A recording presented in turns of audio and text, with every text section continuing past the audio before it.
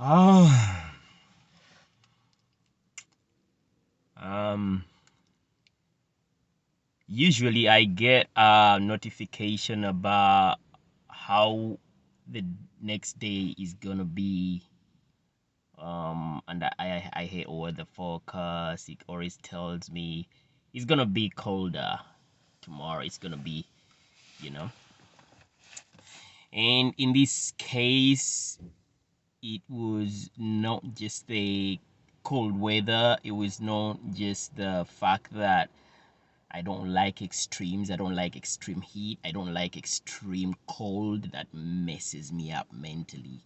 I'm a boy from the equatorial region of Uganda where we have no extremes unless you're from Kabale, unless you're from those hills of Kabale where it gets like wintry or something.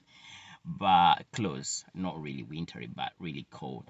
But it was just more than just that. It's just waking up to the news when sometimes I try not to look at my social media in the morning, but it's because I am just desperate to know what is happening in the news regarding the campaigns, the ongoing campaigns in Uganda.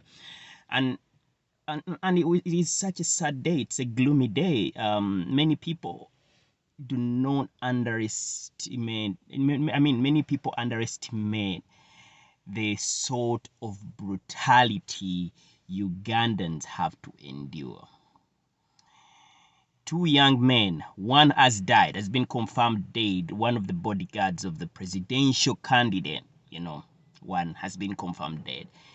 And he's just a volunteer. He's not even someone that is assigned to him to guard him, but he has been taken upon measures, taken upon himself to just, be that extra body, that is surrounding the president whom he believes in, that he can, whom he sees himself in.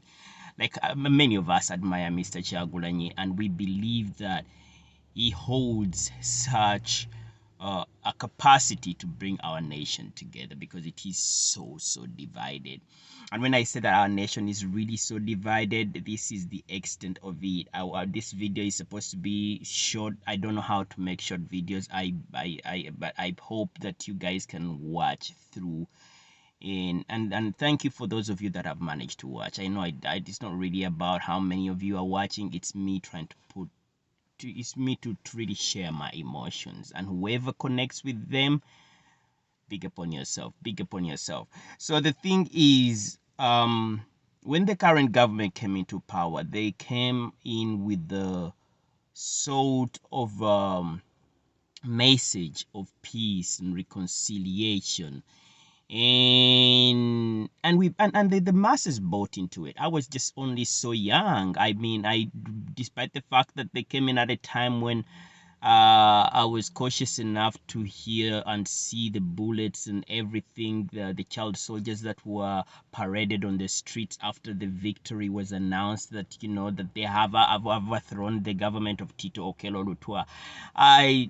I was like, well, that's it. We played with toy soldiers and everything. But one thing I have noticed, and I feel that the violence that Ugandans are dealing with at the moment by the hands of the security forces, the people that are supposed to be protecting them, is something that is embedded in the roots of our democracy, the bitter roots that were never addressed. There was never any transparent mechanism to bring all the factions that had formed after a long and a brutal, after a long process of, first of all, attaining independence to usher in the first presidents of Uganda.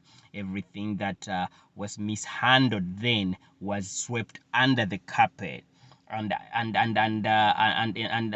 the current government was supposed to come in as that sort of healing balm that would reassure Ugandans of what they should be looking forward to.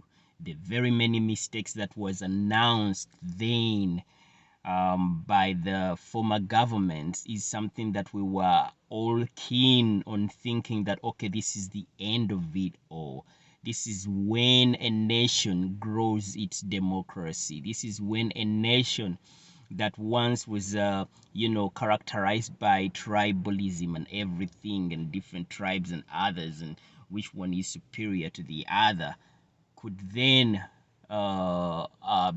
stand its ground. But when you wake up, I am supposed to be really mad. I'm supposed to be really, really mad. And believe me, it is just so hard to take in. Just that, you know, you look and see the videos, the graphic videos. First of all, the intense, the impunity that is being meted out, and towards opposition supporters. I don't think that anyone out there, despite the fact that you do not support the opposition, despite the fact that you're still a sworn supporter of the government, you cannot just look the other way. This is a matter of humanity. You cannot just think that we can still sweep so much excuses. We can all disregard so much and just sweep it under the carpet, because this carpet has actually worn out. It has developed holes. We have swept so much under the carpet that it can no longer hold that much of what we imagine can just dissolve and therefore die off. We have swept corruption under the carpet. We have swept um we have swept the nepotism under the carpet. We have swept, now we are sweeping brutality. We have swept brutality layer after layer from the time that elections started. From the time the NRM government started holding elections, we have swept it under the carpet. We have swept the militarization of institutions under the carpet. The military that is not supposed to be partisan, the military that is supposed to be protecting us from the foreign threats, is now actively in our politics, and it has stood its ground, showing its allegiance towards the status quo. How much more can we sweep under the carpet? When can we be brave enough to address the bitter roots that have held us captive for so long? The unforgiveness, the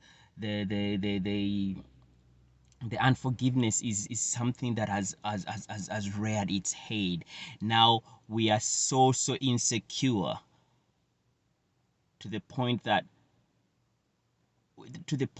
we would rather protect the match, we would rather protect the status quo, simply because of the comfort it brings, simply because we have been sold peace the wrong way. Peace is not the absence of conflict. It is not the absence of conflict. We might not be at war with any country around us, or be facing any rebellion within the country, but you cannot disregard the fact that the biggest number of the population is not at peace. Their land is being snatched away. We are talking about 90% of this regime came into power with nothing. Where is the accountability? How can they be owning mass chunks of land? How can they be owning square miles? Where is the transparency in this? Whenever a road is constructed, it's like they're doing us a favor. Where can we get back to the basics and analyze and critically address issues for what they are? The blood of young Ugandans is spilling all over the streets of our country, not just the streets of Kampala anymore, but wherever that trail of blood we can't allow it to turn into something that will haunt us for generations to come.